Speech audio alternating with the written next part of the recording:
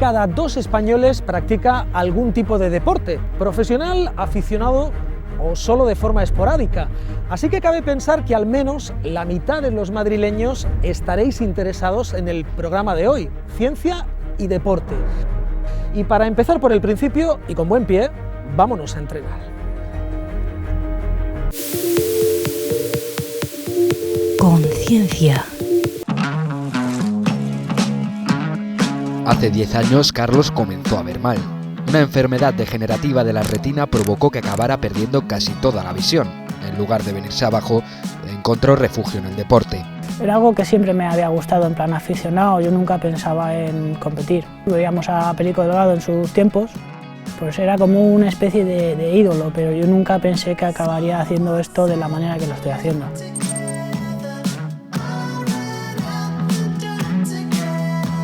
Hasta que se cruzó en su camino Noel, un ciclista profesional en busca de nuevos retos. Nos conocimos de casualidad porque yo conocía a su anterior piloto y bueno, probamos, nos gustó a los dos, surgió el flechazo y desde ahí hasta ahora.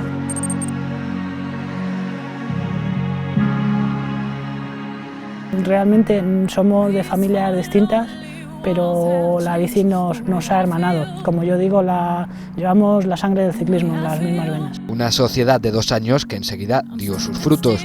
En su debut en el Campeonato del Mundo consiguieron la medalla de oro en la categoría de tándem. La sincronización entre Carlos y Noel es absoluta. No hay otra opción. En velódromos como este de Galapagar pueden alcanzar los 90 km por hora. Ya sabemos cuándo nos tenemos que levantar, cuando hay que beber agua, ya sabemos los sitios concretos donde podemos tomar un poquito de aire, donde podemos echar un trago, donde hay que darlo todo, donde hay que salir de una curva a tope. Todos los pequeños detalles suman y no vamos a dejar nada al azar si podemos. Pues ahora estamos pensando en los Juegos de Río porque nosotros en la pista tenemos que mejorar bastante. 5 o 6 segundos, una cosa así. Cuando pedalear no basta, la ciencia se convierte en un aliado indispensable. Gracias a Yago Alcalde, Carlos y Noel han conseguido bajar su marca. ¿Es tu altura? Su empresa, Ciclismo y Rendimiento, es pionera en España en estudios biomecánicos para ciclistas. A mí me llega gente de todo tipo. Llega gente que montan solo los domingos y luego vienen profesionales que también están buscando optimizar su rendimiento.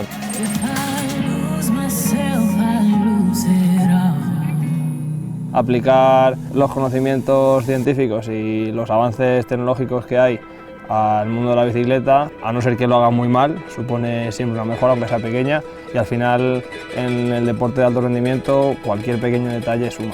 Y para eso es básico tener una buena posición sobre la bicicleta. Sobre todo donde lo hemos notado ha sido a nivel de las contrarreloj. Ahí es donde hemos ganado mucho gracias a que Yago ha trabajado mucho en el tema de buscarnos la postura más idónea para poder limar tiempo en la contrarreloj. Yo llevo 5 años trabajando con este sistema, se llama Retool, es una empresa americana, el ciclista se pone a pedalear y el sistema mediante una tecnología de infrarrojos captura el movimiento en 3 dimensiones y lo podemos analizar. Entonces podemos ver si la rodilla se estira mucho o poco. Entonces, como sabemos en qué rangos los ciclistas van cómodos, se fatigan menos y disfrutan más de la bici, pues se trata de ver si estamos dentro de esos parámetros, dentro de esos rangos o no. Para ir más rápido, el ciclista tiene 2 opciones, pedalear más fuerte o esconderse del viento. ¡Va bien, va bien! Hace un par de años contactó conmigo una empresa canadiense. Estos son un grupito de físicos apasionados del ciclismo que lo que han desarrollado es un software que nos permite medir la aerodinámica en tiempo real. Un poquito más, por favor. Es similar a lo que se estudia en el túnel del viento. Estos ciclistas que están aquí pedaleando, en la rueda trasera lleva un medidor de potencia. Miden los vatios a los que ellos están pedaleando. Llevan un pequeño dispositivo en el bolsillo que lo que hace es que coge la señal de potencia y de velocidad de la bici que llevan en cada momento y lo manda vía router a mi ordenador. Entonces, en tiempo real yo tengo en mi ordenador la potencia y la velocidad a la que están pedaleando. Por otro lado, medimos la densidad del aire y ya tenemos todos los componentes de la fórmula que necesitamos para saber la aerodinámica que tiene en este caso una bici. Entonces, el sistema es capaz de darnos vuelta por vuelta en el tiempo real el coeficiente aerodinámico que tienen ellos. Entonces, con este sistema buscamos la forma de esconder a los ciclistas del viento, bajando más los manillares, haciéndoles más estrechos, usando cascos con diferentes formas. Tampoco vamos a decir los trucos porque es información confidencial, pero con la posición de Carlos hemos tenido que investigar bastante. Entonces, sin duda que tienen una ventaja frente a otros equipos que no han hecho un estudio aerodinámico.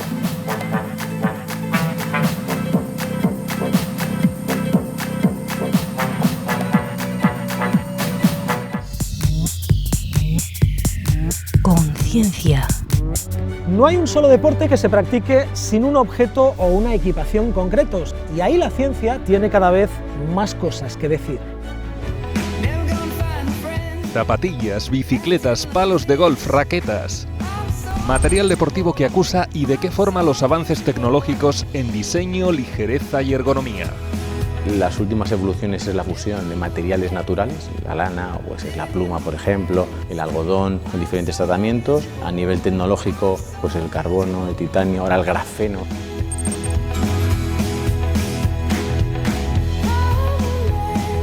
Si hay un elemento crítico en casi todos los deportes, ese elemento es el calzado.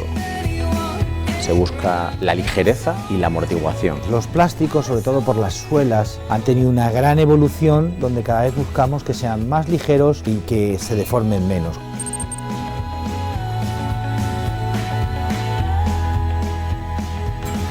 A la hora de entrenar, los deportistas profesionales también se benefician de los avances científicos.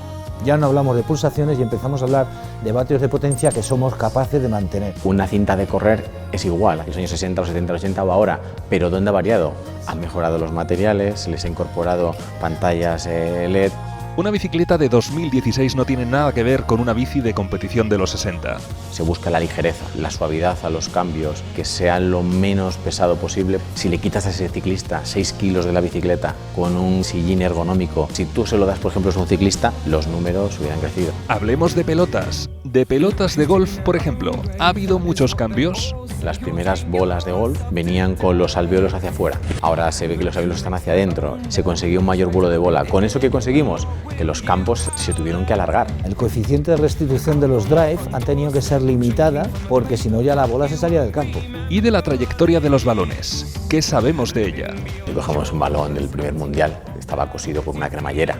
Los jugadores de hecho llevaban en el pelo llevaban una venda para cuando golpeasen no herirse. Ya no se hace a mano, eso se hace ahora con un robot, eso va a corte láser y llevan unos elastómeros de a lo mejor de 7 capas.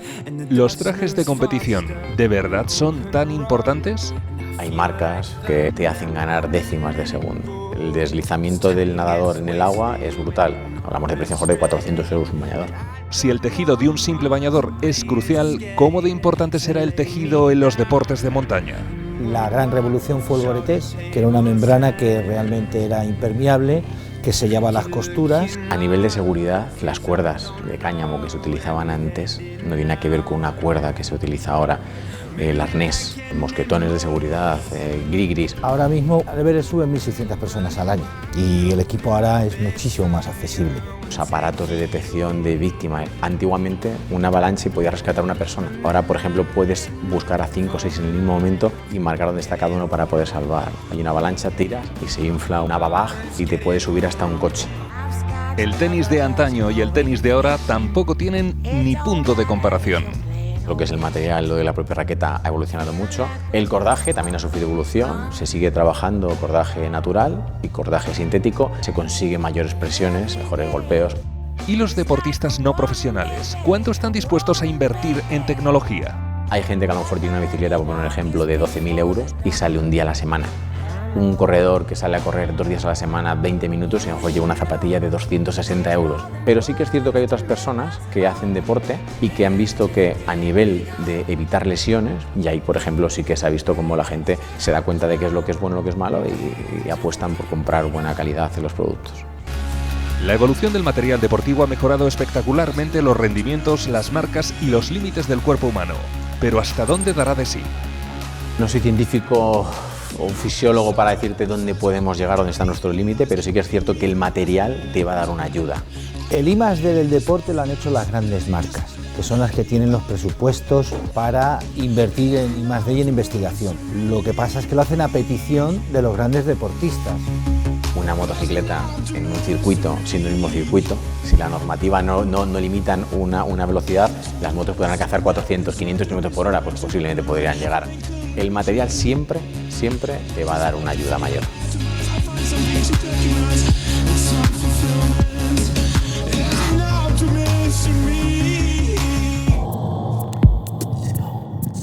Conciencia. Si hablamos de ayudas, el deportista siempre necesita la del médico, el fisio, el recuperador y la ayuda de los avances en tratamientos y cirugías espectaculares en los últimos años.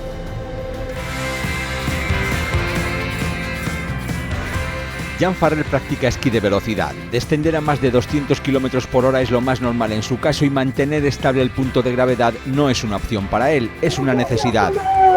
Por eso entrena en esta máquina, incluso con los ojos cerrados no se sale de los márgenes de seguridad. El hecho de practicar un deporte o de competir implica que hay un riesgo de lesión. Eliminarlo 100% es imposible. Accidentes al margen. La mayor parte de las lesiones son por malas condiciones de trabajo, malas posiciones, por sobreentrenamiento, uso inadecuado de accesorios, trabajo físico descompensado.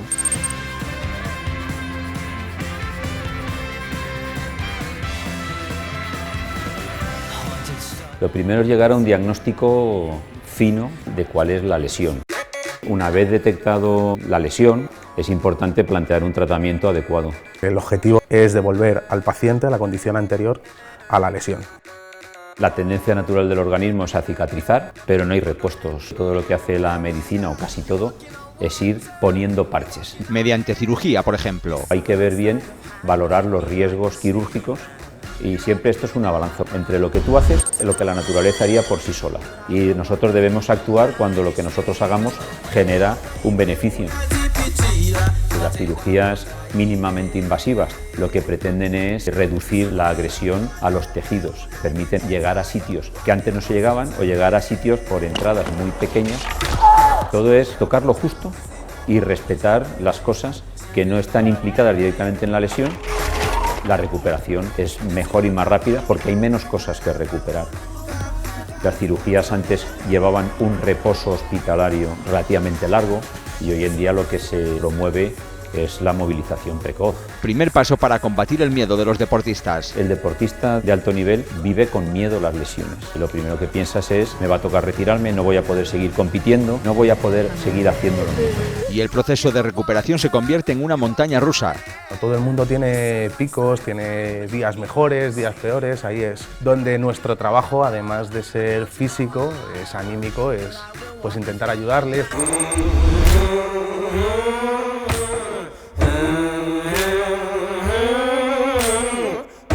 Al final, el deportista tenemos que recuperarlo. Hay deportistas que aceleran la recuperación porque trabajan duro, recortan plazos, pero también por la fuerza mental de no venirse abajo. Detengámonos en los plazos. Hay unos tiempos de recuperación de los tejidos, que esos son los de la naturaleza. En lo que se puede trabajar es a la hora de solapar las fases de la recuperación. Con la ayuda de ciertas máquinas, de cierto tipo de tratamientos, de técnicas, pues lo vamos consiguiendo. Con esta máquina antigravitatoria, por ejemplo. Te permite correr sin impacto.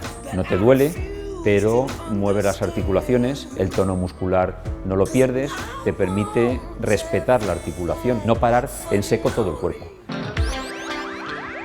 Mantienes el cuerpo a tono y facilitas la recuperación posterior. Al final el objetivo es recuperar en el menor tiempo posible.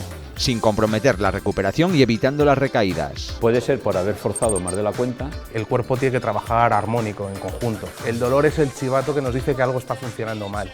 El interés en llegar a tiempo de determinados eventos a veces fuerzas la máquina y hay recaídas que son por resolución incompleta de la lesión previa. Hay ciertas lesiones que evolucionan muy bien al tratamiento y otras que son más lentas. Las cámaras hiperbáricas se han convertido en una especie de milagro en algunos casos, cicatrización posoperatorio o simplemente para mejorar el rendimiento de los deportistas. Mejoras que desgraciadamente no llegan ni a todos los deportistas ni a todos los deportes. Deportistas de alto nivel, en deportes de menos tirón o con menos medios, no siempre cuenta con todos los medios deseables. Esta gente, a pesar de conseguir medallas o de conseguir títulos, no lo tiene tan fácil a la hora de tener los recursos sanitarios que le den ciertas garantías. En deportes de montaña, por ejemplo, salas de hipoxia como esta simulan las condiciones de bajas concentraciones de oxígeno en altura, lo que prepara al organismo y se vuelve esencial en deportes como la escalada o el esquí.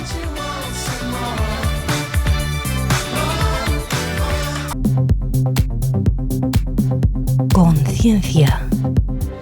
El elemento común a todos los deportes es la cabeza del deportista. También la cabeza se puede entrenar y la psicología es clave en este caso. Mario trabaja en el Centro de Psicología Aplicada del Deporte de la Universidad Autónoma de Madrid. Esta tarde trabajará con deportistas de especialidades muy diferentes de varios pueblos de la Sierra Norte. En la psicología deportiva, la figura del entrenador nosotros no debemos tocarla. Se dice que el deportista tiene 4 facetas: la faceta física, la técnica y la táctica, y nosotros nos encargaríamos del entrenamiento mental. Nosotros no vamos a pisar al entrenador, nosotros no vamos a meternos en decisiones técnicas o tácticas, y si lo hacemos lo tenemos que hacer con muchísimo cuidado. Nosotros trabajamos con lo que llamamos márgenes de mejora, es decir, si el deportista tiene un margen de mejora un poco más grande en temas de atención, temas de motivación, se pone muy nervioso o no se pone nada nervioso, entonces sale como que no va con ello a la competición, siempre puedes estar un poquito más atento en tu deporte. La comunicación, por ejemplo, siempre un capitán puede comunicar un poquito mejor, un entrenador siempre puede mejorar, son habilidades y como tal son entrenables. En deportes un poco más duros, como pueden ser fondo, ultrafondo, el trabajo que hacemos de entrenamiento mental es de alguna manera separar la cabeza de tu cuerpo. La cabeza te está diciendo para, que te estás haciendo daño, pero para la prueba que estás desarrollando tú tienes que seguir. Tu cabeza puede ser tu mejor amigo o tu peor enemigo. El deportista necesita tener muy claro a lo que está renunciando. Depende muchísimo del deporte del que estemos hablando. Hay deportes en los que la renuncia ni siquiera la toma el deportista, la toma la familia. Los deportistas se dedican a perder.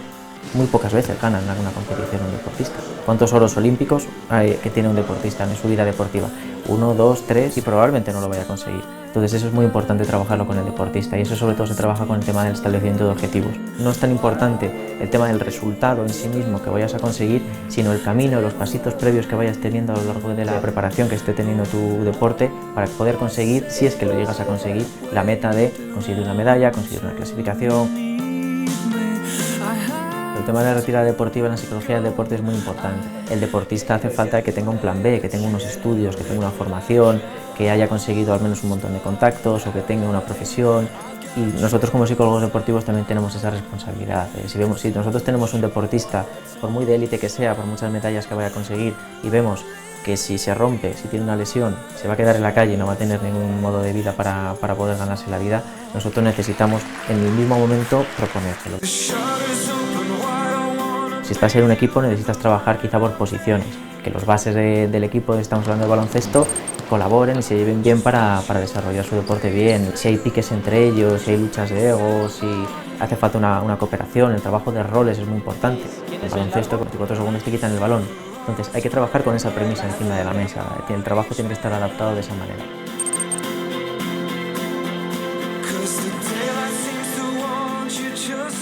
En el Centro de Psicología Aplicada al Deporte de la Universidad Autónoma de Madrid tenemos acuerdos con clubes de la Comunidad de Madrid, clubes de baloncesto, clubes de fútbol y también trabajamos con deportistas individuales. Son deportistas que nos contactan a nosotros para que nosotros llevemos su entrenamiento mental. Se viene una vez a la semana, una vez cada 15 días y nos vamos a trabajar cuestiones específicas de su deporte. La psicología del deporte no es que nazca, pero sí que tuvo un auge muy importante en Barcelona 92, que fue un poco cuando el deporte empezó a cambiar, sobre todo con el tema del olimpismo, ahí es cuando se tomó un poco más en serio el entrenamiento mental. La psicología del deporte sí que puede dar cierta explicación a este fenómeno de los deportes de riesgo y de la pequeña adicción que puede suponer un deporte de riesgo.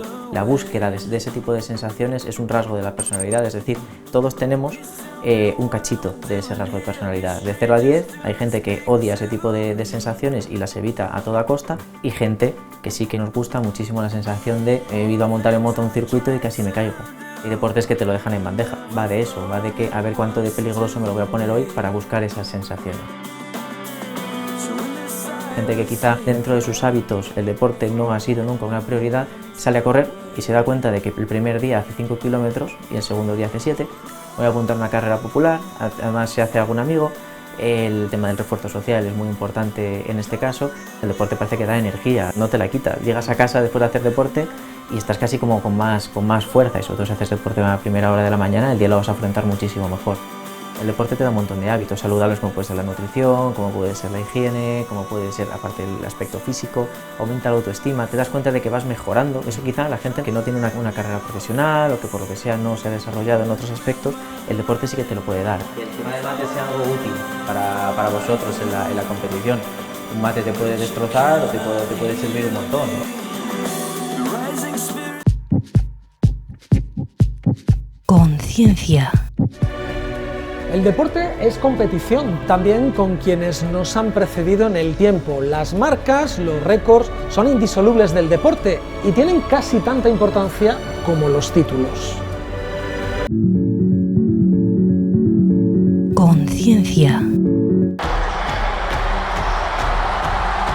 La larga sombra del dopaje se extiende sobre uno de los aspectos míticos del deporte, los récords. Yo creo que hay muy pocos récords sinceramente limpios. Sotomayor siempre compitió limpiamente, aunque luego lo apartasen por cocaína, pero se debió a una cocaína de divertimento. Hace 22 años del prodigioso salto del cubano 2.45 en Salamanca, años oscuros esos que van de mediados de los 80 a mediados de los 90. Los 47.68 de Kevin Yao en Barcelona 92, madre de Dios de Cristo, nadie se ha acercado a ello desde hace, ¿cuánto? 23 años. Me sigo acordando del 1.53.28 de Jarmila Kratochvilova, que lo vi hacer en Múnich en el año 83. ¿Qué no va a decir nadie?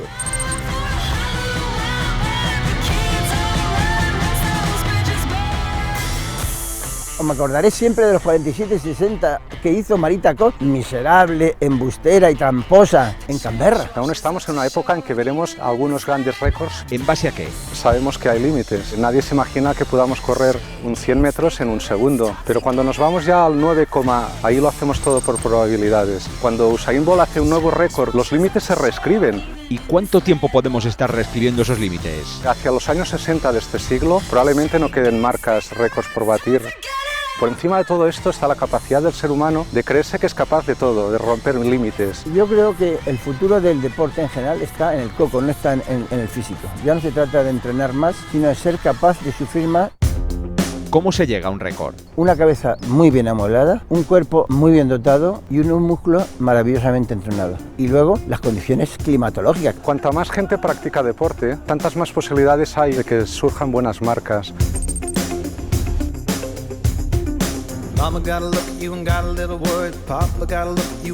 Y luego están los astros, que días como el 30 de agosto de 1991 en el Olímpico de Tokio se alinean. Allí se sabía que iba a saltar el récord. Lo que nadie podía pensar que saltara por solo 5 centímetros, pensamos que pasarían de 9 metros. Había un consenso generalizado que todos deseábamos el récord de Carl Lewis. Esa noche saltó 8.91 en su cuarto intento, pero el viento invalidó la marca y a continuación Powell voló sin viento hasta los 8.95. El mejor concurso de longitud de la historia. Qué suerte verlo. Vamos ahora a la final de los 100 en los Juegos de Pekín 2008. Usain Bolt hizo 9.69. A partir del 1,80 m dejó prácticamente de correr. Unos físicos noruegos publicaron un estudio en el cual contemplaban dos escenarios. En el escenario conservador hubiera hecho 9.61, pero en el escenario más optimista se hubiera ido a los 9.50 y pico. Justo un año después, en los Mundiales de Berlín, Bolt hizo 9.58, vigente récord mundial. Normalmente cuando compites y estás pendiente de ganar, el récord se te puede escapar. Michael Johnson corría el 200 y el 400, con todo lo que supone correr el 400. Esa es la prueba más exigente del programa atlético. Es la velocidad unida a morir. Es terrible porque te falta el oxígeno, te sube el ácido láctico, te van muriendo y tienes que seguir erguido. Johnson lo hacía a su manera. Una forma de correr absolutamente heterodoxa, con aquellas patas de pato que corría, qué fantástico era. Era fantástico, sí, pero cada uno tenemos que buscar nuestro estilo. Un error que cometen muchos entrenadores, muchos atletas que empiezan, es copiar a los ídolos, a quien tiene éxito en ese deporte. A nadie se le ocurriría copiar la forma de correr de Zatopek, con los movimientos que hacía de cabeza. Imitar a los campeones es una tentación demasiado grande. Primeras Olimpiadas que se retransmitieron a color. Miles de entrenadores y atletas que estaban sentados frente a las televisiones y vieron que ganaba a los rusos. Impresionó tanto al mundo que desde esa época se dejó de practicar un estilo que es muy parejo en la capacidad de generar éxito. En ambos, tanto en el straddle, rodillo ventral, como en el forward, el último apoyo inevitablemente ha de ser con una sola pierna. Otras veces las innovaciones son rechazadas por la federación correspondiente. Les pasó a Félix Erauskin y a Miguel de la Cuadra Salcedo con su técnica para el lanzamiento de jabalina. Con una jabalina abrigada por el pecho, por el brazo y girando, el asegurarse parecía muy difícil. Creo que no obedece al hecho de que fuera un español. De la cuadra era un superclase. Y tanto, llegó a superar los 100 metros, hubo que esperar 30 años para lograr algo parecido con una técnica tradicional. Creo que los récords están unidos directamente en el deporte. El espíritu de competición exige pensar en los récords. El tema de los récords es un tema tópico que atrae no solo a los apasionados por el deporte, sino al público en general. Las cosas normales nunca son noticiables. Necesitamos siempre lo que no es normal. Y lo que no es normal son los récords.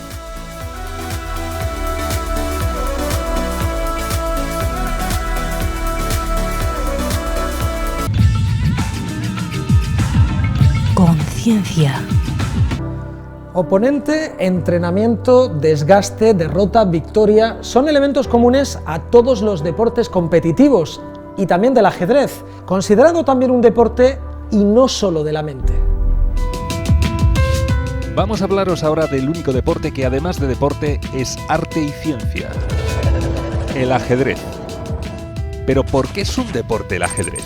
Porque se compite por un punto. Ligas el ajedrez a la competición.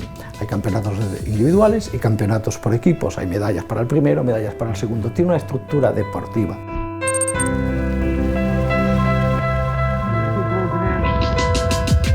Un jugador que quiera jugar bien ajedrez tiene que tener una formación física realmente importante. Hay que recordar el caso famoso de Anatoly Karpov, que llegaba a perder 3 y 4 kilos en una partida, 4 horas sentados en una mesa. Es muy difícil quitarte la tensión en una partida de ajedrez. Si definimos una partida de ajedrez, realmente es un diálogo interno que tienes contigo mismo. ¿Qué hace el rival? ¿Falsarlo o verificarlo? Si el otro te desmonta, falsifica todo tu pensamiento, se produce como un crash. Ves que todos tus recursos cognitivos no son ciertos y eso es muy duro. El papel de un entrenador de ajedrez está a nivel técnico, vas a estudiar los rivales del contrario, vas a trabajar junto con tu jugador los aspectos más fuertes, los vas a potenciar y le vas a hacer hincapié en aquellas debilidades, toma de decisiones, cálculo, comprensión posicional. En el plano emocional, le vas a trabajar en técnicas psicológicas para que durante la partida su cabeza trabaje adecuadamente. Es decir, es como un coach. ¿En qué sentido decimos también que el ajedrez es un arte? Tiene una belleza innata. Permite que cada persona refleje en el tablero su voluntad. Lo que llaman los ingleses the will, la manera de entender la concepción del mundo. Siempre ha habido un simbolismo en el ajedrez. Las piezas han simbolizado incluso relaciones entre los ciudadanos, ¿no? El elefante, el obispo. Fíjate, el alfil nuestro, los franceses le llaman le fou, el loco. El ajedrez engancha. Lo que pasa es que requiere de conocimiento. Es como el arte. Cuando ves por primera vez a Kandinsky, no entiendes. Es difícil entender.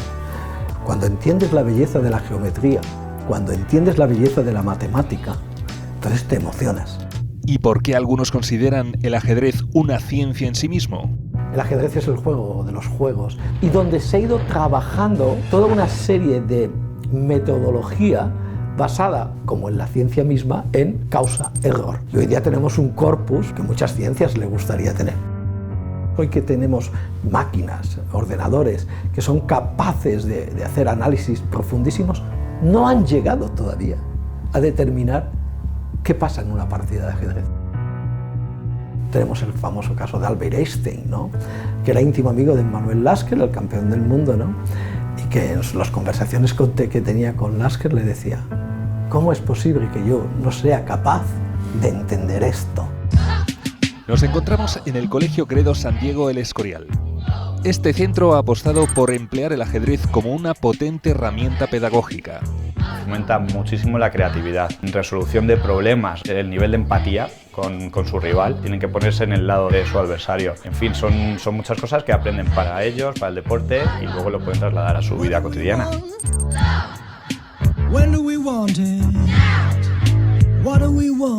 El rey quiere mucho a la reina. En el área de psicomotricidad utilizamos el ajedrez como un recurso. No enseñamos a niños tan pequeños ni la palabra ajedrez en sí, sino que la idea es empezar desde pequeños pues para ir progresivamente cada año avanzando para utilizarlo incluso en la etapa de primaria después.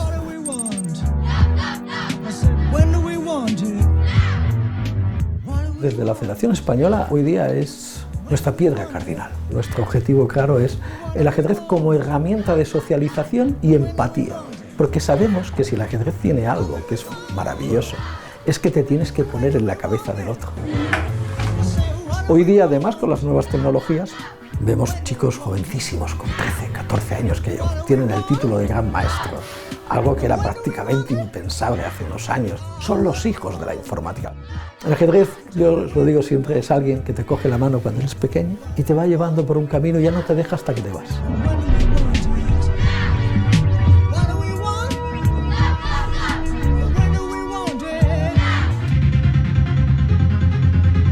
Conciencia.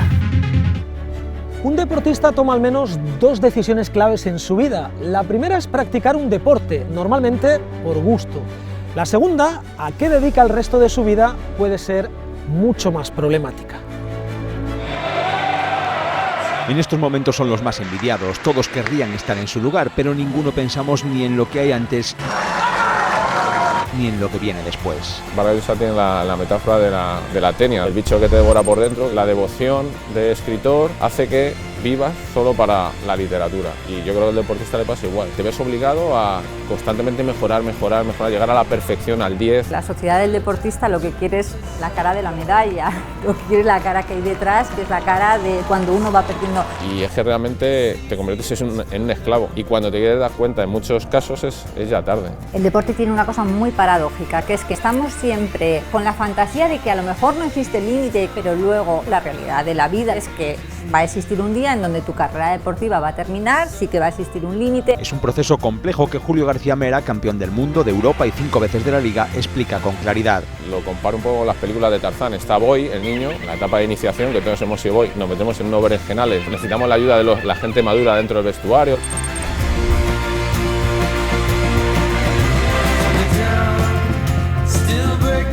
Luego te conviertes en Tarzán de los monos, que ahí no tienes límites, matas al cocodrilo, al rinoceronte, eres el dueño de la selva. Ese es un momento muy complicado porque te crees que va a durar toda la vida, te crees inmortal. Y luego llega la etapa de ocaso, que es el elefante que va hacia el cementerio. El deporte es tremendamente importante, es una cosa estructural, que estructura su vida, no es un disfraz que te lo quitas y ya está. Lo que no quiere decir que el deporte se convierta en el todo de esa persona. Yo obligaría a estudiar, a formarse, primero para desconectar.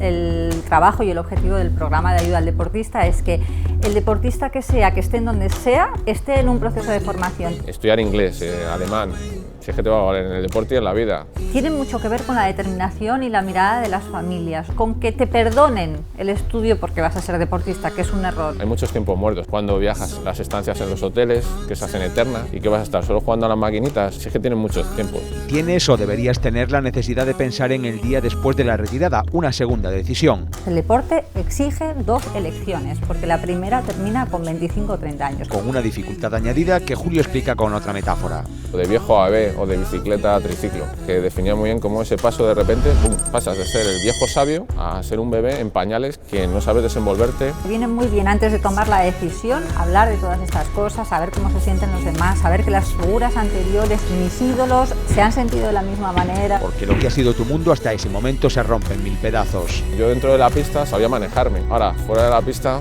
la vida es mucho más complicada. Siempre es muy importante en deporte saber perder. Se va a perder disfrute, se va a perder reconocimiento, se va a perder admiración, se va a perder dinero. Nuestra intención y el trabajo que hacemos es un trabajo totalmente preventivo. Que no siempre ayuda para mantener los pies en el suelo. Muchas veces, por intentar llegar a donde queremos llegar, te conviertes en alguien que ni te reconoces en el espejo. A mí me pasó, sin venir a cuento de un entrenamiento, le di un palo a un compañero por detrás y era amigo mío. Y bueno, le pedí disculpas y tal. Y al día siguiente, cuando me levanté, me miré al espejo y dije, joder, me estoy convirtiendo en la competición, la competitividad me está convirtiendo en alguien que yo no quería ser. Primera señal de alarma que no todos saben detectar. La segunda, igual de críptica, es la de que se acerca el momento de la retirada. Lo que debería ser es que el deportista dejara el deporte. y tuviera el mayor control posible sobre su retirada deportiva. Y es verdad que es el deporte en realidad el que te va dejando ahí de lado y cuando te quieres dar cuenta no tienes asideros para seguir en ese deporte y te cuesta mucho arrancar en la vida. Porque está muy presente la pérdida. El duelo que se va a hacer en la retirada, o sea, la aceptación de la pérdida, el desproveerse de esa identidad y buscar otra, el buscar alternativas, el encontrar otras actividades, otra felicidad. Te exigen tanto que llegues a la perfección que luego tú cuando te retiras quieres exigir esa perfección tanto a ti como a todos los que te rodean y que el día sea exactamente como tú lo has pensado y claro, y eso no es así. Eso tienes que adaptarte y tienes que pasar más a la teoría hasta del flow de Be Water, my friend. Si una cosa tiene un deportista, normalmente es el entusiasmo. Eso es una de las cosas que uno se lleva de la mochila a la cartera, ¿no? y que se lo lleva siempre así. Sabiendo que parte en una situación de desventaja. La famosa frase de cuando tenías todas las respuestas nos cambiaron todas las preguntas, ¿no? Es lo que pasa en el deporte.